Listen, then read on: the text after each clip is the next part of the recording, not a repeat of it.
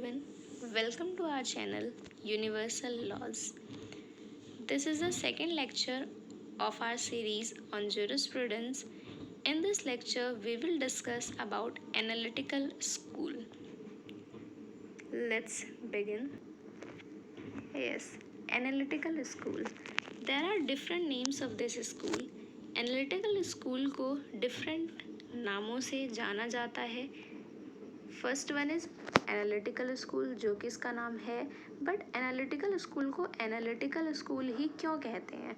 Because this school deals with the analysis of positive laws. क्योंकि जो भी analytical school के थिंकर्स हैं वो सब की जो स्टडी है वो बेस्ड है अपॉन पॉजिटिव लॉ एंड वो पॉजिटिव लॉ को ही एनालाइज कर रहे हैं. इसीलिए इस स्कूल को एनालिटिकल स्कूल कहा जाता है. Second, this school is also known as positive school.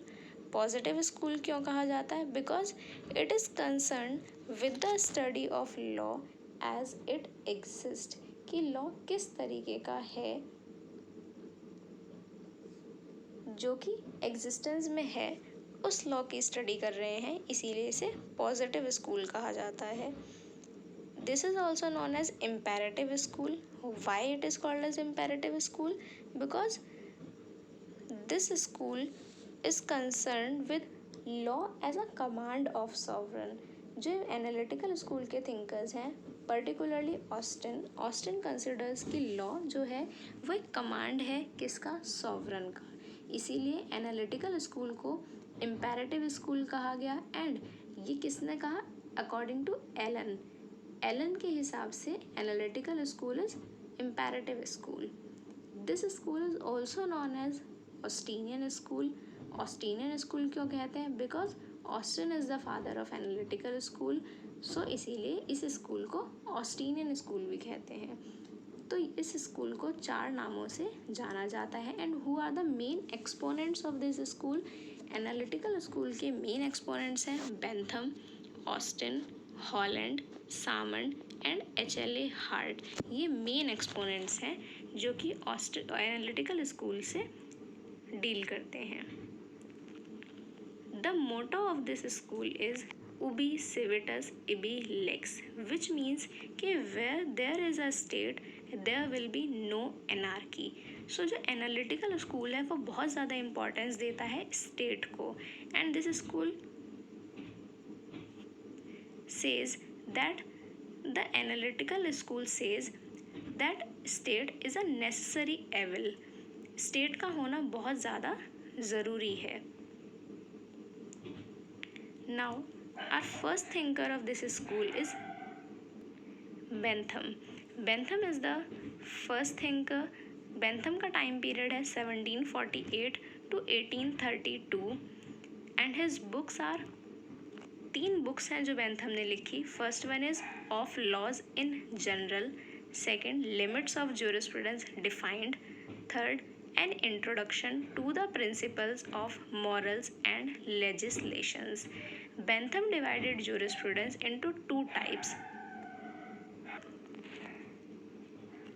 Bentham divided jurisprudence into expositorial jurisprudence and sensorial jurisprudence. ये बात हमने अपने फर्स्ट लेक्चर में भी पढ़ी थी कि बेंथम के हिसाब से jurisprudence 2 तरह का है. एक्सपोजिटोरियल, जहाँ पर कि हम स्टडी करते हैं एग्जिस्टिंग लॉ की, that is law as it is. Whereas censorial jurisprudence which is concern about what law ought to be. Then Bentham gave the principle of utilitarianism. Utilitarianism means कि the greatest happiness of greatest number means जो laws हैं उनका जो basic end है, किसी भी law का जो main objective है, that is to achieve the greatest happiness of greatest number. And this is because of the objective कि greatest happiness of greatest number की वजह से ही कोई भी जो law है वो एक public लोगों का उसमें विश्वास बनता है, लोग उसे फॉलो करते हैं. सो बेंथम के हिसाब से यूटिलिटेरियनिज्म जो है वो एक ऐसा कॉन्सेप्ट है जिसकी वजह से लॉज का एग्जिस्टेंस होता है, लॉज को एक लोगों का सपोर्ट मिलता है. Okay, then Bentham gave the concept of individualism. Individualism means कि जो इंडिविजुअल्स हैं उनकी लिबर्टी को, उनकी फ्रीडम को इम्पोर्टेंस दी बेंथम ने कॉन्सेप्ट दिया laissez faire means less or minimum interference of state. So Bentham supported the concept of laissez-faire and individualism. According to Bentham, there should be minimum interference of state in the matters of individuals. Then Bentham gave the theory of pain and pleasure. The theory of pain and pleasure is also known as doctrine of hedonism. जो pain and pleasure की theory है इसे doctrine of hedonism भी कहा जाता है. And ये theory भी यही कहती है कि जो लॉज हैं उनका जो पर्पस है is to bring pleasure and avoid pain. तो बेंथम की जो थ्योरी है उसमें मेन एस्पेक्ट जो है लॉ का, जो वो मेन एसेंस ऑफ लॉ बताते हैं, वो यही बताते हैं कि किसी भी लॉ का जो मेन पर्पस है, जो ऑब्जेक्टिव है, वो ये है कि to bring maximum happiness and minimum pain होना चाहिए, मैक्सिमम प्लेजर लोगों को मिले. तो कोई भी लॉ जो है वो बनाया जाता है जिस समय, तो वो इस बात को ध्यान में रखते हुए बनाया जाए कि वो लोगों के लिए कितना अच्छा रहेगा, कितने लोगों को प्लेजर प्रोवाइड करेगा. बेंथम की जो थ्योरी है इसे क्रिटिसाइज किया जाता है on 2 major grounds, that is every law can not be based upon the theory of pain and pleasure. Bentham बार बार एक ही बात कहते हैं कि जो लॉज हैं वो greatest happiness of greatest number को अचीव करने के लिए बनाए जाने चाहिए. जो लॉज हैं वो पेन एंड प्लेजर को ध्यान में रखते हुए बनाए जाने चाहिए. But every law can not be based upon this concept. And also इन्होंने कहीं भी ये नहीं बताया कि किस तरह से जो इंडिविजुअल इंटरेस्ट है एंड जो interest of the whole community है, किस तरह से उन दोनों को एक बैलेंस में लाया जा सकता है. बिकॉज अगर आप ये कहें कि greatest happiness of greatest number, तो हर किसी इंडिविजुअल के लिए जो हैप्पीनेस का लेवल है या फिर जो उनकी हैप्पीनेस है, जो हर इंडिविजुअल का इंटरेस्ट है, वो अलग है. इट माइट हैपन कि मेरे लिए कुछ अच्छा हो, मुझे किसी चीज़ में इंटरेस्ट हो, बट आपका उस चीज़ में इंटरेस्ट ना हो. So the individual interest are different, whereas जो होल कम्युनिटी है उसका कुछ अलग इंटरेस्ट है. तो किस तरह से जो इंटरेस्ट ऑफ द इंडिविजुअल है and the interest of the community है, उन्हें किस तरह से बैलेंस किया जाए और फिर लॉज को बनाया जाए, इस बारे में जो बेंथम की थ्योरी है वो कोई सॉल्यूशन नहीं प्रोवाइड करती, जिस वजह से बेंथम को क्रिटिसाइज किया जाता है. So this is all about Bentham. Now we move to another thinker of analytical school, that is Austin. And Austin is the main propounder and he is considered as the founder of analytical school. Austin का time period आता है 1790 to 1859 and his books The Province of Jurisprudence Determined and A Plea for the Constitution. Books याद रखना क्यों ज़रूरी है? Again because of objective questions. Objective questions में कई बार इस तरह के क्वेश्चन फ्रेम होते हैं कि दे माइट आस्क कि ऑस्टिन के बारे में क्या क्या बातें सही हैं, और दे माइट आस्क कि ये बुक्स हैं, इसमें से कौन सी ऑस्टिन ने लिखी है या कौन सी ऑस्टिन ने नहीं लिखी. तो एक सुपरफिशियली आप ध्यान रखें बस कि ऑस्टिन की ये 2 बुक्स हैं. Okay. Austin divided jurisprudence into general jurisprudence and particular jurisprudence. Again ये बात हम अपने फर्स्ट लेक्चर में समझ चुके हैं कि ऑस्टिन के हिसाब से jurisprudence जनरल एंड पर्टिकुलर किस तरह से है. अगर आपने हमारा फर्स्ट लेक्चर नहीं देखा so please do watch the lecture 1. According to Austin, law is command of sovereign and it has 4 essential elements. This is the main aspect of law जो कि ऑस्टिन कहते हैं कि ऑस्टिन के हिसाब से लॉज क्या है. लॉ एक कमांड है. कमांड किसका? सॉवरन के द्वारा दिया गया. And according to him laws के 4 एसेंशियल एलिमेंट्स होते हैं, that is command, sanction, duty and sovereignty. Command means Austin कहते हैं कि जो लॉ है वो क्या है? एक कमांड है, एक निर्देश है जो कि दिया जा रहा है किसके द्वारा? सॉवरन के द्वारा.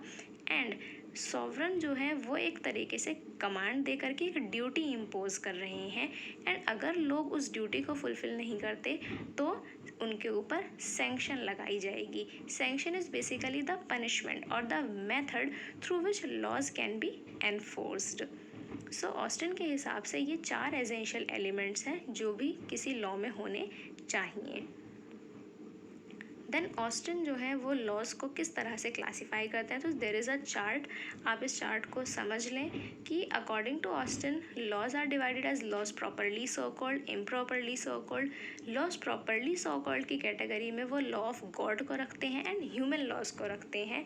बट ऑस्टिन ने क्या किया, अपनी थ्योरी में इंटरनेशनल लॉ को एक पॉजिटिव मोरालिटी कहा।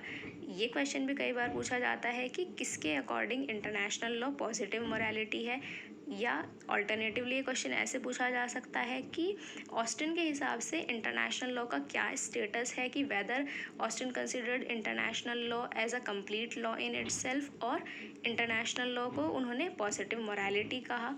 इस तरह से ये क्वेश्चन पूछा जा सकता है। सो ऑस्टिन के हिसाब से इंटरनेशनल लॉ केवल एक पॉजिटिव मोरालिटी है। ऐसा इन्होंने क्यों कहा? ऐसा ऑस्टिन ने इसलिए कहा क्योंकि उनके हिसाब से इंटरनेशनल लॉ जो है वो सैंक्शन को लैक करता है। There is no sanction in international law. आपने इंटरनेशनल लॉ पढ़ा होगा तो वहाँ पर हम देखते हैं कि जो इंटरनेशनल कोर्ट ऑफ जस्टिस है उसके जो भी डिसीजंस होते हैं these are not binding. There is no obligation on the states कि वो उन डिसीजंस को फॉलो करें, एंड अगर वो फॉलो नहीं भी करती हैं so there is no method of punishment कि क्या फिर एक्शन लिया जाएगा उनके अगेंस्ट, उन्हें पनिश किया जा सकता है या फिर उन पर कोई सैंक्शन लगाई जा सकते हैं। इस तरह का कोई प्रोविज़न हमें इंटरनेशनल लॉ में कोई स्ट्रिक्ट या एक्सप्रेस कोई प्रोविज़न देखने को नहीं मिलता। इसलिए ऑस्टिन ने कहा कि इंटरनेशनल लॉ जो है वो कम्प्लीटली एक लॉ नहीं है, बिकॉज ऑस्टिन के हिसाब से तो किसी भी लॉ के अंदर command, sanction, duty and sovereignty इन चारों एस्पेक्ट्स का होना ज़रूरी है। But according to Austin international law में सैंक्शन नहीं है, इसीलिए उन्होंने कहा कि ये एक पॉजिटिव मोरालिटी है। बट ऑस्टिन के इस व्यू को क्रिटिसाइज भी किया गया। सो क्रिटिसिज्म ऑफ ऑस्टिन ने कस्टम्स को इग्नोर किया। कहीं भी हमने पूरी ऑस्टिन की थ्योरी पढ़ी, कहीं भी ऑस्टिन ने कस्टम्स को कोई जगह नहीं दी। ऑस्टिन के हिसाब से कस्टम्स जो है वो लॉ नहीं है, ठीक है। ऑस्टिन ने जज मेड लॉज को भी इग्नोर किया कि जजेस भी कई बार लॉज बनाते हैं, जब वो जुडिशियल डिसीजंस देते हैं उस समय कई बार उनके द्वारा कोई नया प्रिंसिपल जो है वो ले डाउन किया जाता है, बट उसे भी ऑस्टिन ने अपनी लॉज की डेफिनेशन में या जो लॉज का उन्होंने एक प्रॉपर चार्ट दिया, ये क्लासिफिकेशन दिया, उसमें कहीं भी उन्होंने जज मेड लॉज को भी कोई प्लेस नहीं दिया। Sanction is not the only means of enforcement of laws. Austin बार बार कहते हैं कि किसी भी लॉ को एनफोर्स करेंगे, कैसे करेंगे? सैंक्शन के थ्रू करेंगे। बट हर एक लॉ को एनफोर्स करने के लिए केवल और केवल सैंक्शन एक मेथड नहीं है, there are various other methods. कई बार ऐसा भी होता है कि लॉज जो है वो लोगों के बेनिफिट के लिए होते हैं, तो उन बेनिफिशियल लॉज को लोग किसी ज़बरदस्ती में या किसी कमांड के रूप में ओबे नहीं करते, बल्कि वो अपनी मनमर्जी से उन्हें ओबे करते हैं, और उन लॉज के एनफोर्समेंट के लिए किसी सैंक्शन का होना भी ज़रूरी नहीं होता। Then the relation of law and morality is also ignored by Austin, and जो ऑस्टिन का ये व्यू है कि international law is not a law is wrong, and इस व्यू को भी कई जूरिस्ट के द्वारा क्रिटिसाइज किया गया कि इंटरनेशनल लॉ भी लॉ है। नेक्स्ट जो हमारे एनालिटिकल स्कूल में थिंकर हैं that is H.L.A. Hart. H.L.A. Hart का टाइम पीरियड आता है 1907 and his book that is the concept of law. Hart के according law is concern with obligations.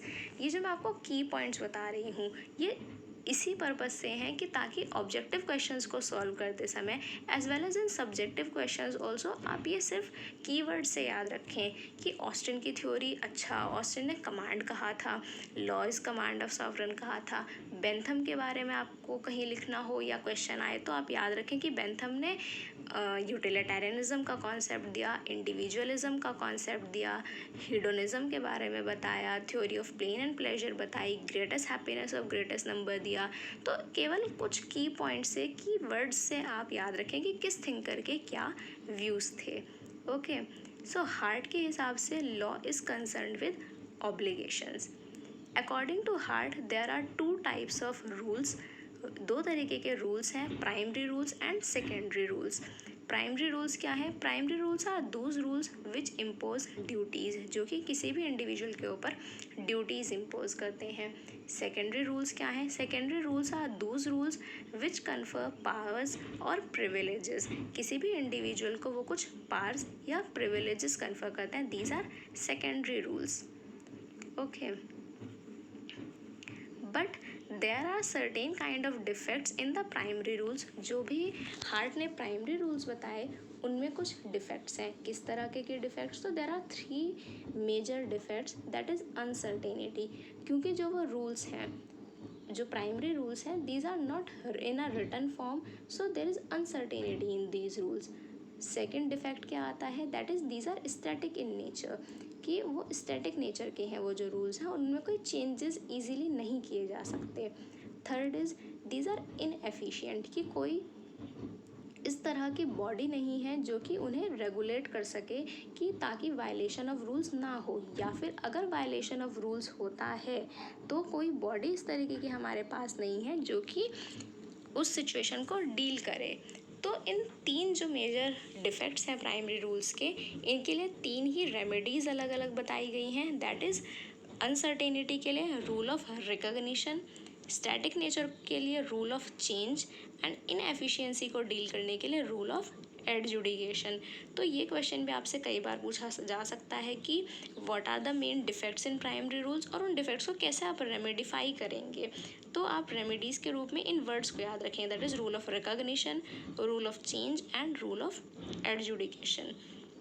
जो प्राइमरी रूल्स के अंदर ये डिफेक्ट्स हैं, these can be supplemented by imposing secondary rules. तो हार्ट ने यही कहा कि जो प्राइमरी रूल्स हैं और जो सेकेंडरी रूल्स हैं वो एक दूसरे के कॉम्प्लीमेंट्री हैं, और बेसिक, और हम ये कहें अगर, तो it will be much more better कि जो सेकेंडरी रूल्स हैं वो सप्लीमेंट करते हैं प्राइमरी रूल्स को। जो प्राइमरी रूल्स के अंदर डिफेक्ट्स हैं उनको क्योर करते हैं secondary rules. So according to Hart, positive law is the trilogy of command, sanction and sovereign. Heart भी यही बात कहते हैं, जिस तरह से ऑस्टिन ने कहा command, sanction, duty and sovereignty, heart भी यही कहते हैं कि पॉजिटिव लॉ जो है वो एक ट्रायोलॉजी है of command, sanction and sovereignty का।